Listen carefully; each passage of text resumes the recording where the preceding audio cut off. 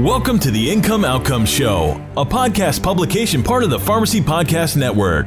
The Income Outcome Show is dedicated to pharmacists, pharmacy technicians, pharmacy students, and all pharmacy professionals interested in maximizing their income and providing insights into living a financially free lifestyle. All matters discussed during this podcast are for informational purposes only. Opinions expressed herein are solely those of Waypoint Strategic Advisors, LLC, and our editorial staff. Material presented is believed to be from reliable sources. However, we make no representations as to its accuracy or completeness. All information and ideas should be discussed in detail with your individual advisor prior to implementation. The presence of this podcast shall in no way be construed or interpreted as a solicitation to sell or offer to sell advisory services to anyone.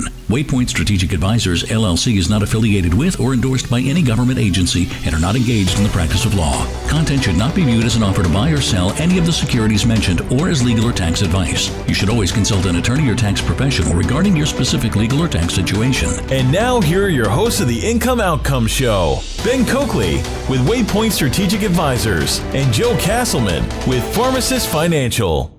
Hello, everybody. Welcome to the Incomes and Outcomes Show, June edition. I'm here with my compadre, Ben Coakley. Say hello, Ben. Hey, guys. How are you? I hope you're having a wonderful day. And, Ben, we have a guest today, don't we? Who is that? We have my wonderful brother, Matt Coakley, on the line. And I think it's important, Joe, to understand what Matt does for us. What does he do for us, man? And, Matt, tell me a little bit about what you do for our company here at Waypoint. So I am the director of service at Waypoint, which means I have conversations every day with clients that I think will be important and pertinent to the conversation that we're having. Yeah, Joe, what are we talking about today? What's the topic of today's podcast? I'd say the topic is, are we working to live or are we living to work? And what specifically that means financially and also the quality of life. So there's usually three financial objectives that we can pinpoint. And Matt, you want to go over those for us? Sure. Well, the primary three financial objectives are financial security, standard of living, and wealth accumulation. And all three of those are really important, but it's also important not to leave any one of them out. Yeah, I think I've heard some of our partners who really have been instrumental in this thinking say, I think it's dangerous to have one at the expense of the others. And I think we all know people out there who are, so scared that they put everything under their mattress.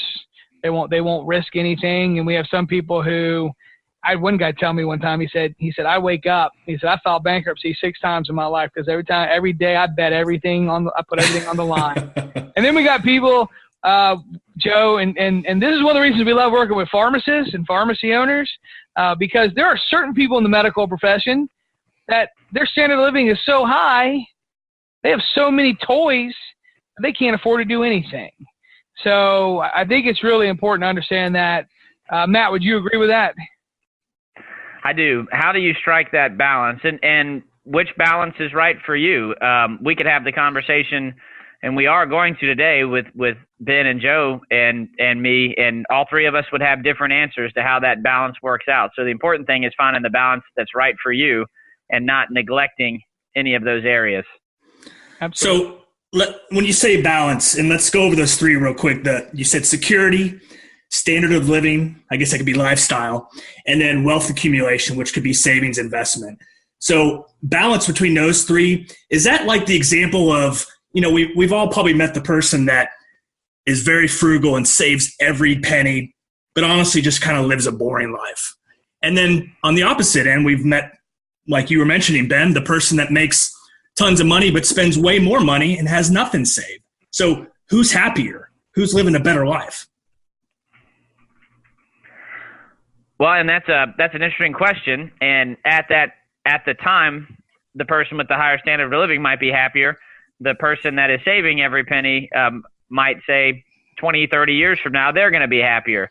That's where the balance comes in. So I tell a story a lot of times if I'm talking to my clients, and it's just picture if you had an extra $10,000 or $50,000 or whatever amount of money is pretty significant in your life, and you're trying to figure out what to do with it.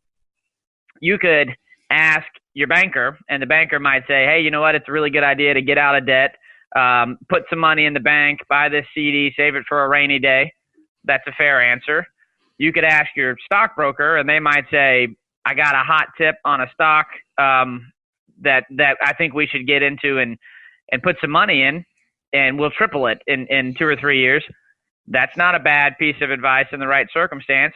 Or you might talk to your spouse and your family, and they might say, hey, let's go to Disney World. Let's take a family vacation. We've been working really hard, and we haven't had a lot of time together as a family. That is also a good thing to do in the right circumstance. So how do you determine which one's the best? It depends on your overall life objectives and where it is that you want to go. Any of those three answers could work. Some combination of the three might work, but as we mentioned, it's a little different for everyone. Yeah, and I think that maybe most people haven't really thought about it. I would say most people are probably doing one, have a certain balance of those three, and haven't really thought about it. And so, Ben, we talk about life after pharmacy. Let's also talk about life outside of pharmacy and maybe how that could help us find that balance that makes sense for us. Yeah. I think it's really important that we find the harmony and the balance between these objectives. And standard of living is going to be what we talk a little bit about today, and having this life outside of a pharmacy where your life is not measured by what's in your bank account.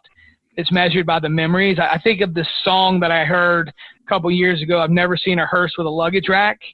You can't take all this with you. So let's find the optimal amount that we need to have to live the life that we want. And then let's live our life. Let's enjoy life outside of pharmacy. It's summertime, right, Joe? Is it summertime in Dallas? It is. I'm ready to go to the beach. Absolutely. We're near a beach. You're ready to go to the lake? Yeah, that's not the good beach. I want the Caribbean. Okay. All right. So okay. Yeah, so we're ready to go to the beach, ready to live, we're ready to take a summer vacation, like Matt said. Let's go to Disney World. I know people who are so focused on growing their money and measuring success by what's in their bank account that they completely neglect the people they love. I had a guy, Joe, I promise you. He was sitting in my conference room with his wife. And I asked him, I said, what's your goal? And he said, I'm going to be the titan of the real estate world. And I said, what is that going to mean for your family? He said, well, my family's never going to have to worry about money ever again. That same particular gentleman came home one day and found his wife in bed with her personal trainer. That to me just says you've got to find the balance. We've got to find the optimal amount of time outside of pharmacy, because that's equally as important. Yes. Sometimes even more important, Joe, than what's in your bank account. Well, and it makes me think of the idea of that, there's a difference between being rich and being wealthy. Rich can be measured by the amount in your bank account or what your goals are with that real estate titan or whatnot. But wealthy, I think that's more of a well-rounded well-being. How like you said earlier, the hearse without the luggage rack or with the luggage rack. At the end of the day, can you look back and say you led a wealthy life, or did you just lead a rich life? Which was it? Yeah, Joe, and I think it's important and to think. I asked a client one time this question. I said, hey, when you're on your deathbed and you got your family around, you got your kids and your grandkids around you, are you going to be talking about, you know what, man, that business deal that I did 15 years ago, man, that was one of the best things I ever did? Or are you going to say, you know what, kids? Yeah. One of my best memories is when we were at the beach together and y'all were playing in the waves. Yeah. That's what's going to be the most important thing in your life. And if you don't have any of that, that's really important. Matt, tell me, Matt, I mean, are these types of questions that we get asked do our clients ask us these things that you mentioned before we got on this call here? You mentioned something about, should I buy the mountain house? Should I not? Tell me, how does that manifest itself in the questions that we get asked? Yeah, that's a great question, and one that I deal with pretty frequently. A client comes and says, I'm thinking about buying this, whether it's a boat or another house, and does it make sense? And what they're asking me is, does it make sense financially? And Joe and Ben can tell you to do the calculation from a financial standpoint is pretty simple. We can figure out whether it will likely increase your net worth in the future or not with some pretty simple math.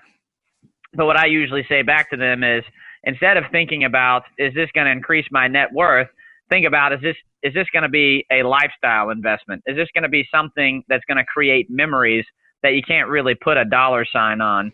It's really important to include some of that in there. And guys, the good thing about pharmacies, pharmacy owners, pharmacists in general, is they have an income where they can have a combination of the three. There are people out there that don't have the disposable income to do some of the things that a pharmacist can do. Yeah, and I would say to the house idea, it's the sweet spot maybe is if it can improve your net worth and your daily enjoyment with your family. If you can get both, that'd be perfect. But yeah, you're absolutely right. I mean, if you have an opportunity to buy an investment that make you a lot of money, but it's somehow going to distract you from the quality of your life, is that really a good investment? Yeah, Joe, that depends on your objectives. It depends on how much you want to allocate towards financial security, wealth accumulation, standard of living.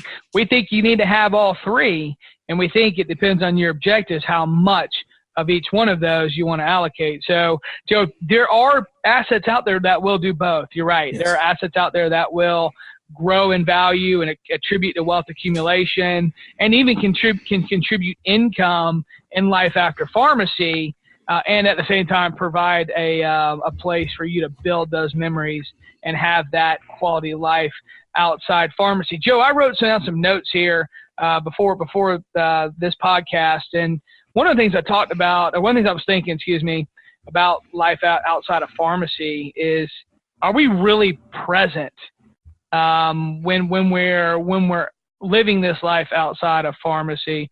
What's your experience, Joe, when you're talking to clients and we all have a whole bunch of stuff to do? Mm-hmm. Do you hear people saying, hey, I completely unplug and I'm completely present in the moment? Or am I sitting there checking my phone every 5 minutes looking for emails? Yeah, I mean, to even take it a step more macro is, I feel like as humans, we're either dwelling on something that happened in the past, or we're concerned or worried about something that's about to happen in the future, and we forget to just be present. And I think we all live busy lives. Pharmacists have very busy lives. And I think you said unplug. And I think enjoying your life and living to work or working to live, I think going to the beach or finding something to do is a good way to actually unplug and decompress, take time off, take a step back and be present, maybe with your family, and kind of reevaluate. Yeah, and be renewed. Re-energized. Yeah, absolutely. And Matt, I got a question for you next on how that manifests itself with our clients. But Joe, one of the things I think that's important is when you completely unplug and you completely allow yourself to be present, what I think it does is it brings a perspective of what's truly important in your life. If you're not able to actually sit there and truly enjoy a moment, and it could be your child hitting the game-winning home run, and you're looking down at your phone when he makes contact. Yeah, turn your phone off, please. But if you can truly allow yourself to be caught up in that moment, it will actually bring wow, this is truly something that's important, and I'm blessed to be able to be here when that happens. So, Matt, what kind of advice do you give our clients who call in and say, hey, I'm looking for a way to renew. How do I do it? I've got an idea in my head on what I'd recommend, but I want to know kind of what you would recommend they do to unplug and enjoy the moment with their family. There's a few things that I would consider thinking about. We run into a lot of, especially on the pharmacy owner side, men and women that don't want to take time away from the store because they don't know what's going to happen when they're not there. So a couple of kind of tricks of the trade is, when you book something, book a non-refundable flight. Get a hotel room that's not cancelable, so you don't have any choice but to go. that helps you take that leap. And one thing that I've noticed from experience is if you plan a 2-week trip to Europe, you'll have the staff ready to handle it because you don't really have any choice at that point. I think what Ben might be about to touch on is how they allocate their time. Have a little bit of a plan of action on how you spend your time to make sure that you get the stuff that you need to do done in the time slot that you want to get it done in. That way you're not doing bookkeeping on Sunday night or something like that when you could be spending quality time with your family. Yeah, that's part of it, Matt. One of the things, one of the best vacations I ever took is when we went to Alaska, and we took the boat out of Seattle and we went out in international waters, and we knew when we went international waters, phone had to go out. So my phone went into the safe, and I didn't even look at it for it was 8 or 9 days. Now, it was quite comical when I turned it on. And I had an old BlackBerry, Joe. You know the old BlackBerry, and it would beep at you every time you got an email? Yeah. That thing beeped for 4 hours with all the emails coming in, right? But I will tell you, did I miss not 1 second? No. Did I miss having my phone in my pocket? So my thought there, Matt, is not only book the trip, book non-refundable flights, book it to a place where you're not going to have access to your phone. Well, and let me interject there. An early mentor of mine when I first got into business talked about the ideal vacation. And I always thought this was ingenious. He basically said the ideal time frame of a vacation is 9 days. And it varies for everybody, but here's his rationale. He said the first 3 days you spend time trying to forget about business. Because the first couple of days you're still going to be thinking about, oh, did I do that? Did I send that email? Yeah, whatnot. you have to unwind. You have to unwind. And then the next 3 days you just spend completely relaxing. You're not thinking about work. You're just completely relaxing. And then once you get that rest, the last 3 days is where you start getting creative. Your mind starts re-energizing and thinking about new things so that when you get back to work, you're renewed and you can take it on. Yeah, Joe, and I that's what we recommend. I recommend personally that your vacation be a minimum 10 days. Yeah. Yeah, 2 days to unplug, 2 days to unwind, gives you 6 days in the middle to totally renew yourself and be rejuvenated, and then you got to get back home in 2 days to ramp back up. Yeah. And I think that's it. Go ahead, Matt. Well, I was going to say there's a fella named Dan Sullivan that came up with this concept in his program, and he's called the strategic coach, so I want to make sure we give credit where it's due. But the idea of free days, and a total free day is a day where you don't have any work-related activity. And Joe, I think you're exactly right, and that doesn't just happen. If you say, I'm going to leave work and go out and not think about work, it takes a couple days to get through that process of letting everything filter out of your brain so you can just really sit back and enjoy it. And those free days are what rejuvenate us and gets the blood flowing. So when we do get back to thinking about work, we can be creative. We can be as productive and effective as possible. And hence the name of the podcast today. If you do these things, ladies and gentlemen, you'll be working to live.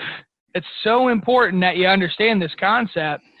You'll be present in the big moments, but it's hard work. It takes discipline to do this, and not everybody can, and it's unfortunate. But I will tell you that it's like eating an elephant. Joe, you know how you eat an elephant, man? No.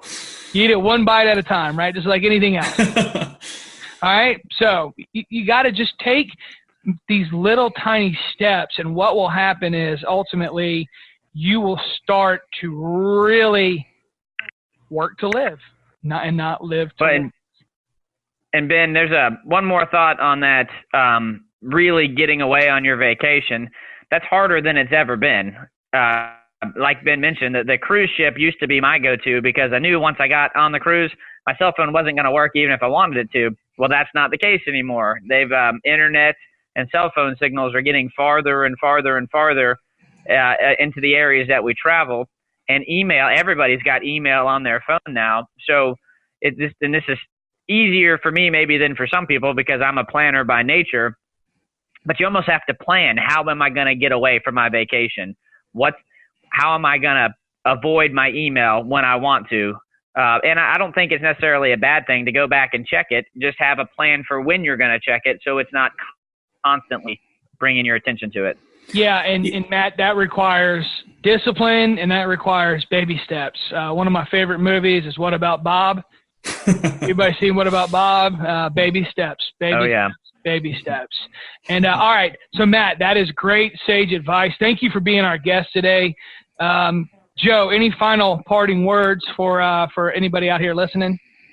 Yeah, I think when we talk about the three objectives, if you're thinking about buying an asset, maybe a house, just think about, hey, if I spent just a little bit less, will I still have enjoyment of that house, but also free up time to go on these vacations or to take time away?